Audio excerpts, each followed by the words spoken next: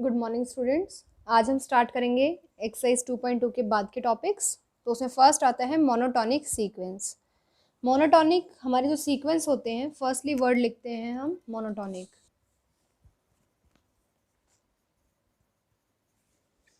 अब इस मोनोटॉनिक में भी क्या होगा, या तो ये इंक्रीजिंग हो सकता है या फिर ये डिक्रीजिंग होगा, इधर इंक्रीजिंग और डिक्रीजिंग। अब क्या होगा, सिंपल इंक्रीजिंग भी हो सकता है या फिर स्ट्रिक्टली इंक्रीजिंग। ऐसे ही ये डिक्रीजिंग हो सकता है या फिर स्ट्रिक्टली डिक्रीजिंग।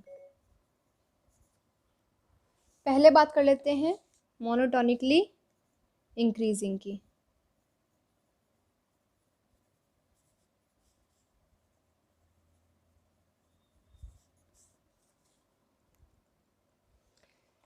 मेरे पास अगर कोई सीक्वेंस है ए एन, अगर मेरी हर टर्म मतलब एन एन प्लस वन वाली टर्म या तो बड़ी है या फिर इक्वल है अपनी से पहली वाली टर्म को, इसका मतलब अगर ए टू बड़ा है या फिर इक्वल है ए वन से, ए थ्री बड़ा है या इक्वल है ए टू से, तो ऐसी टर्म्स को या फिर ऐसे सीक्वेंस को हम क्या कहेंगे, मोनोटोनिकली इंक्रीजिंग। अब स्ट्रिक्टली में क्या आ जाएगा, ये इक्वल टू का साइन हट जाएगा। स्ट्रिक्टली का मतलब सिर्फ बढ़ रहा है, इक्वल नहीं हो सकती टर्म, सिर्फ बढ़ रहा है, नीचे वाला इक्वल टू हट जाएगा। सेम ऐसे ही क्या होगा डिक्रीजिंग में। देखिए डिक्रीजिंग का मतलब क्या दिया है इसने, if a n plus one is less than equal to a n. और स्ट्रिक्टली डिक्रीजिंग में क्या आ जाएगा, ये इक्वल टू का साइन हट जाएगा। A sequence an is said to be monotonic if it is any of one of the type 1 to 4। ऊपर से कोई भी वाले टाइप का हो तो मोनोटॉनिक तो हम बोलेंगे, चाहे वो स्ट्रिक्टली हो, इंक्रीजिंग हो, डिक्रीजिंग हो, कैसा भी हो। इसे देखिए कुछ नीचे एग्जाम्पल भी दिए हैं, आप चेक करें। अब देखिए हमारे पास जो नेक्स्ट थ्योरम है वो क्या है, मोनोटोन कन्वर्जेंस थ्योरम। इसके फर्स्ट पार्ट क्या बोला है, prove that a monotonically increasing sequence. एक सीक्वेंस मोनोटोनिकली इंक्रीजिंग है, मतलब जो आगे वाली टर्म है पीछे वाली के या तो बड़ी है या फिर उसके बराबर है।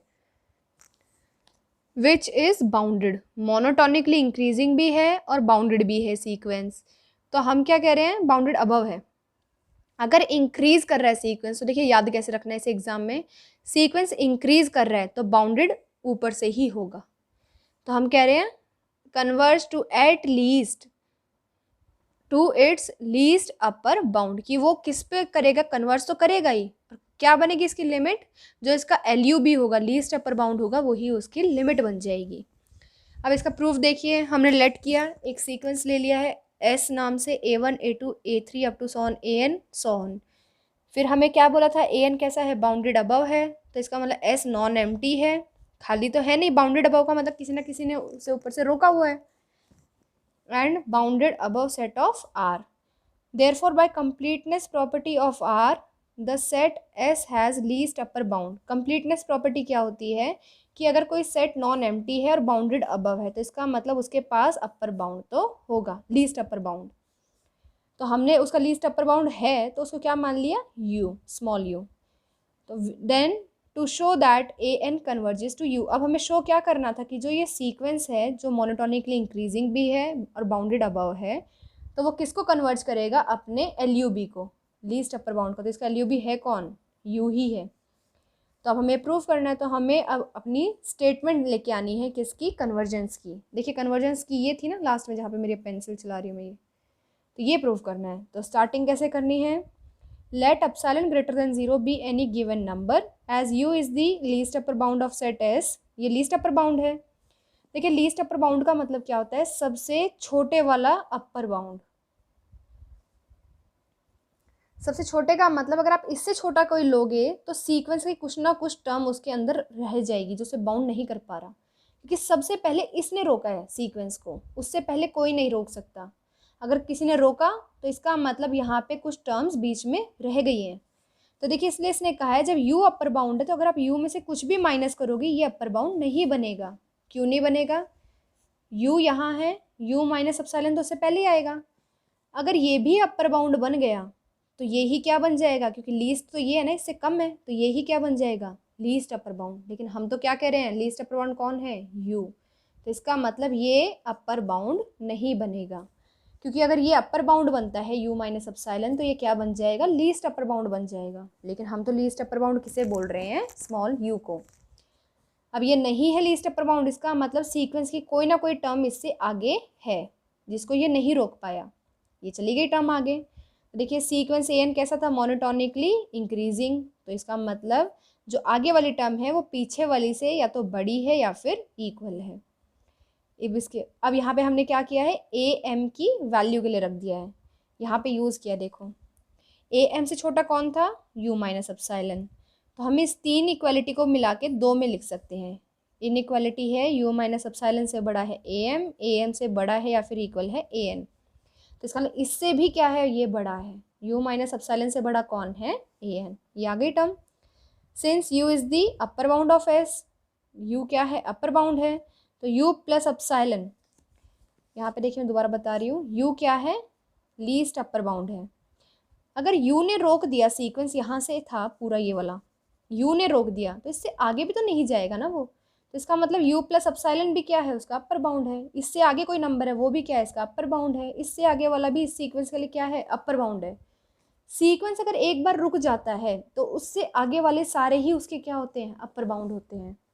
और जो सबसे पहले रोकता है वो क्या होता है, लीस्ट अपर बाउंड। तो देखिए u तो क्या था, अपर बाउंड था, u ने ही रोक दिया सीक्वेंस को, इसका मतलब u प्लस एप्सिलॉन भी रोका होगा, ऑब्वियस है ये तो ये भी क्या है, इसका अपर बाउंड है। अपर बाउंड है इसका मतलब जो ए एन, मतलब जितने भी A1 A2 A3 up to sworn AM, जितनी भी वैल्यूज़ है सीक्वेंस की वो सारी इससे छोटी है। ये अपर बाउंड की क्या है, डेफिनेशन। तो हमने देखिए फर्स्ट और सेकंड, ये फर्स्ट है ये सेकंड है, इन दोनों को मिला के लिखे अब आप, तो ये बन गया। और इससे आप वापस क्या बना सकते हैं, मॉड। आपको देखो मैंने मॉड खोलना सिखाया था, तो आप ऐसे बंद भी तो कर सकते हैं, लास्ट वीडियो में भी डिस्कस किया था हमने।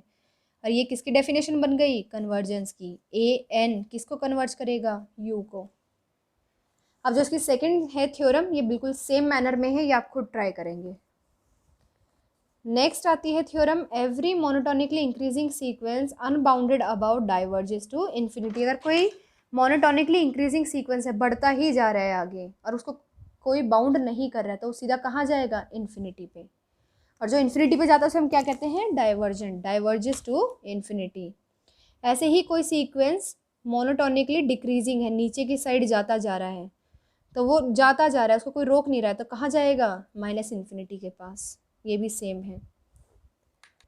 नेक्स्ट ये देखिए रिमार्क, किसने क्या कहा है, monotone sequence is either convergent और डाइवर्जेंट। अगर कोई सीक्वेंस मोनोटोनिक है तो या तो वो कन्वर्जेंट है या फिर वो डाइवर्जेंट है, ऑसिलेटिंग वो कभी भी नहीं होगा। नेक्स्ट आता है नेस्टेड सीक्वेंस। नेस्टेड नाम से ही पता चल रहा है, नेस्ट जैसे चिड़िया का घोंसला होता है, चिड़िया का नेस्ट होता है, वो कैसे बना होता है, एक के अंदर एक, एक के अंदर एक, ऐसे ग्रास लगी होती है ना, मतलब उसमें सूखी हुई पत्तियाँ ऐसे सब वो बना के लगाते हैं, ऐसे ही इसमें है। अगर मेरे पास कोई सीक्वेंस ऑफ इंटरवल है, सीक्वेंस ऑफ इंटरवल मतलब इंटरवल का सीक्वेंस बना हुआ है, एक इंटरवल I1 है, एक इंटरवल I2 है, एक इंटरवल I3 है, ऐसे, तो हम इसको नेस्टेड कब कहेंगे, जब देखो एक इंटरवल दूसरे के अंदर, दूसरा फिर तीसरा, तीसरे के चौथे में चला जाए, ऐसे जाता जाए, एक दूसरे के अंदर हो, या फिर I1 में I2 कंटेंट हो, I2 में I3 हो, I3 में I4 हो। फॉर एग्जाम्पल इसका एग्जाम्पल दे देती हूँ मैं, 0 1 किस में कंटेंट है, 0 2 में, ये किस में है, 0 3 में, ये किस में है, 0 4 में। तो ये कैसा हो गया, देखो इंटरवल हो गया ना, ये I1 इंटरवल, ये I2, ये I3, ये I4। इसको हम क्या कह देंगे, नेस्टेड सीक्वेंस कह देंगे। नेक्स्ट थ्योरम है, ये आप खुद पढ़े, कैंटर इंटरसेक्शन थ्योरम। अगर आपको इसमें डाउट आता है तो मैं आपको बताऊंगी, लेकिन आप ये खुद ट्राई करेंगे पहले।